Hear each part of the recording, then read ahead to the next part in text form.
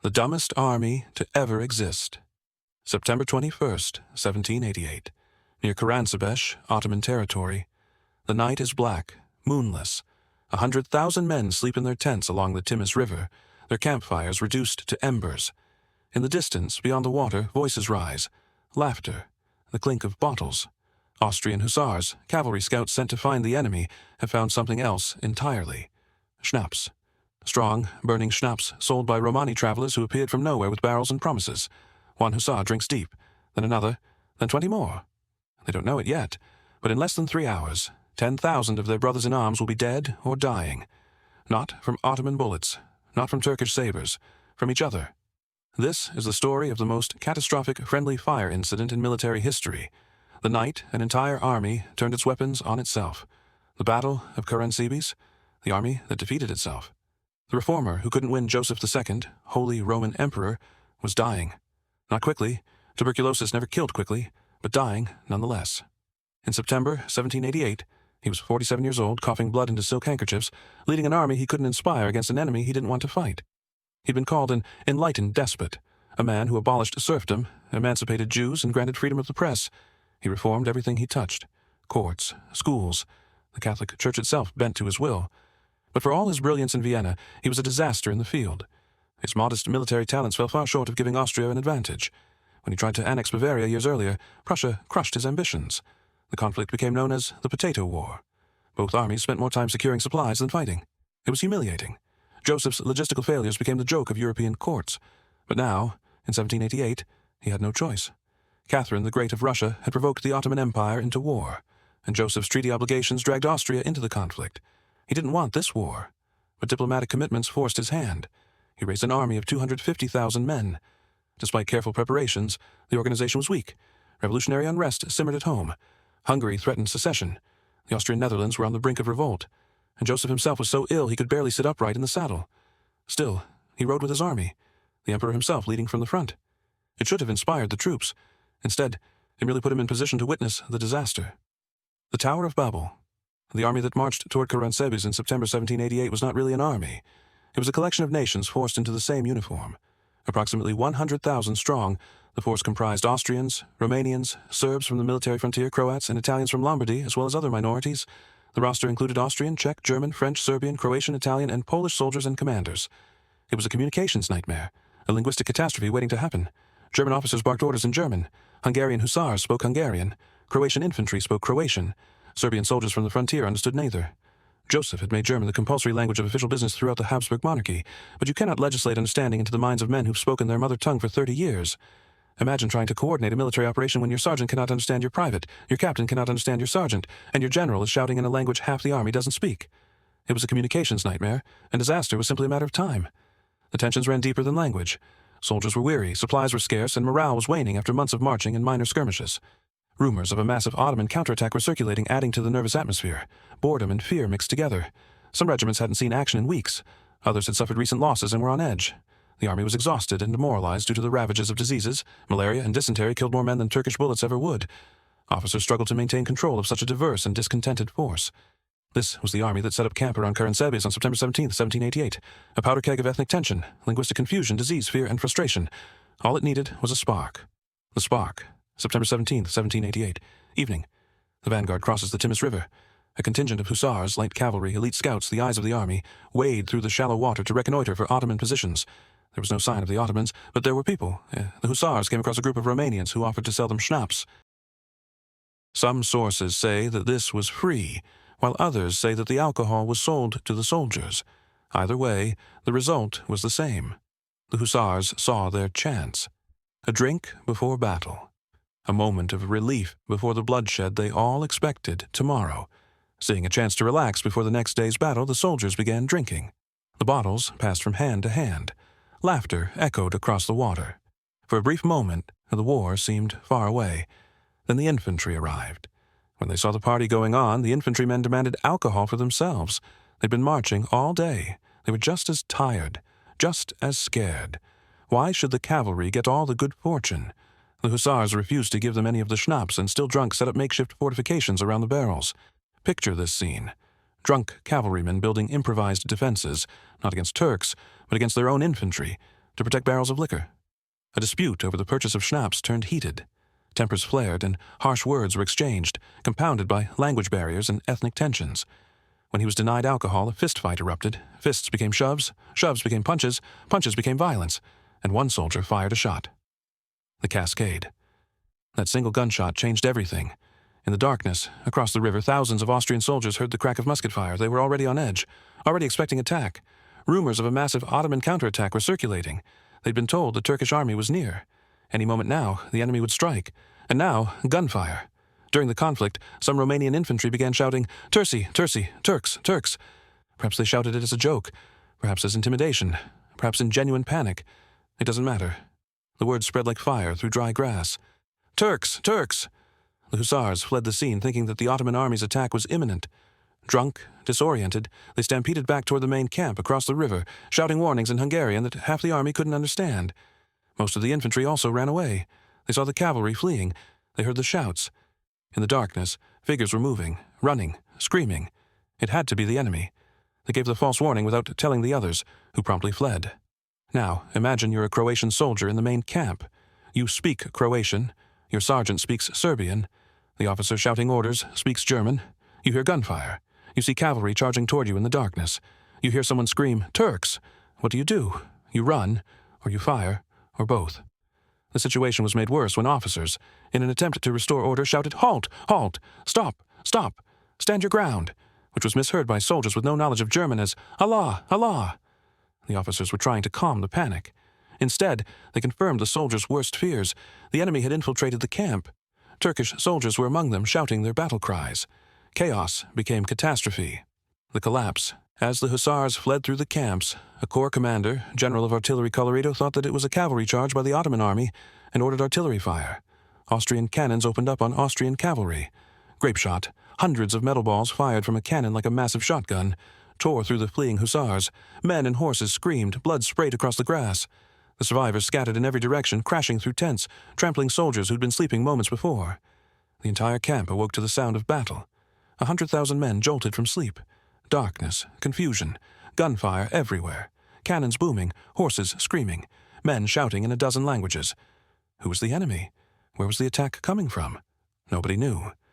From a combination of inebriation, darkness, and language barriers, the entire Austrian army battled itself.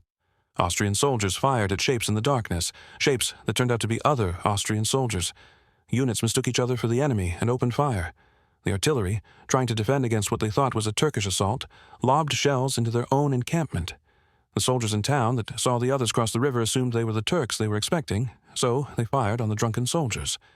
The drunken soldiers believed that the town had been overrun by the Turkish forces and returned fire. The battle raged through midnight into the early hours of September 22nd. Soldiers fought and died without ever seeing their enemy's face, because their enemy was themselves. Emperor Joseph II himself was separated from his suite and wandered about ignorant of his way. It was even supposed that he had been taken prisoner. Joseph II, who was personally present during the campaign, fell off his horse into a stream in the panic. The Emperor of Austria, the Holy Roman Emperor, the man who'd reformed an empire, lying in a creek, soaking wet, listening to his army destroy itself. The morning after dawn came slowly on September 22nd. As light spread across the valley, the shooting gradually subsided. Soldiers began to recognize uniforms, faces, voices. The horrible truth emerged. There were no Turks. There had never been any Turks. By the morning, the Austrians realized what had happened. Unfortunately, by then the damage was done and thousands of soldiers had perished in the friendly fire. The exact death toll remains disputed. Paul Bernard, author of a 1968 biography of Joseph II, made an uncited claim that the friendly fire incident caused 10,000 casualties. The casualties were enormous and amounted to about 10,000 Austrian soldiers dead and wounded. Other sources suggest lower numbers, perhaps a few hundred to a few thousand. 2 days later, the Ottoman army arrived, bewildered to see around 200 to 2,000 dead and wounded, according to each source. But even the conservative estimates are staggering. Hundreds killed, thousands wounded, all without a single enemy soldier present. Also lost were 3 cannons and the chest containing the army's payroll. The army's organization was shattered. Units were scattered. Morale was destroyed. The panic caused by the incident demoralized the Holy Roman Emperor Joseph II to the point that he ordered the army to withdraw. After everything, the reforms, the careful planning, the massive mobilization, Joseph ordered retreat, not from the Ottomans, from his own catastrophic failure. The real enemy arrives September 24th, 1788. The Turkish army arrived 2 days later and found the town of Karansebes without defense. Unaware of everything, the Ottoman army came to the scene of the incident 2 days later. They found 10,000 Austrian soldiers lying dead on the ground in front of them. Imagine being an Ottoman commander. You're marching to battle, expecting fierce resistance from one of Europe's great powers. Instead, you find a battlefield littered with corpses, and they all wear the same uniform. Austrian dead killed by Austrian bullets, Austrian wounded crying out in German, Hungarian, Croatian, Serbian. The Turkish army took over the town easily soon after their arrival. The Battle of Karansebes went down in Ottoman history as the easiest victory. They didn't fire a shot, they didn't lose a man. They simply walked in and claimed what the Austrians had already surrendered. The strategic implications were immediate. The incident undermined the Habsburg army's credibility, both domestically and internationally, emboldening their Ottoman adversaries who reportedly found the Austrian blunder both baffling and advantageous. The loss of manpower and the disruption to unit organization impaired their operational readiness. In a war where timing and cohesion were critical, the self-inflicted damage at Karansebes likely contributed to a string of Austrian setbacks during the 1788 campaign season. Joseph's campaign, already struggling, never recovered. The war dragged on for 3 more years, achieving almost nothing. He could not inspire his officers to be more aggressive, and he became quite ill, so much so that he returned to Vienna in late 1788 in an effort to recover. The silence. Here's what makes the Battle of Karansebes truly extraordinary. For 40 years, nobody talked about it. The fact that it took 40 years to do so became a point of contention, and proof, for some, that the battle never actually happened. The earliest source for this battle was from history of the 18th century and of the 19th till the overthrow of the French Empire, published in 1843, 55 years after the incident. The earliest major source detailing this battle is from Geschichte Josephs des Zweiten by A.J. Gross-Hoffinger, written 59 years after the battle's supposed occurrence. Why the silence? Some argue that embarrassment may be the cause why no accounts of the incident were published until several decades later. Of course it was embarrassment. How do you explain to your emperor, to history, that your army annihilated itself over a dispute about schnapps? That linguistic confusion turned into the deadliest friendly fire incident in military history. For some Austrians, at least, if the battle fought was won, the victory was Austrian. But if they lost the battle, the blame was on the non-Austrian conscripts. The Habsburg military establishment had every reason to bury this disaster. Official Austrian reports from 1788 mentioned casualties, yes, but stated that the vast majority of the casualties were the result of disease, particularly malaria and dysentery. The chaos at Karansebes was folded into the general catalogue of suffering, hidden among the thousands who died from illness. A detailed account of the singular story of this night march and its consequences does not appear to us to belong to the province of general history. It will, however, be found both authentic and complete in the Austrian military magazine of 1831. Even when it was finally documented, it was treated as a footnote, a bizarre curiosity unworthy of serious historical analysis.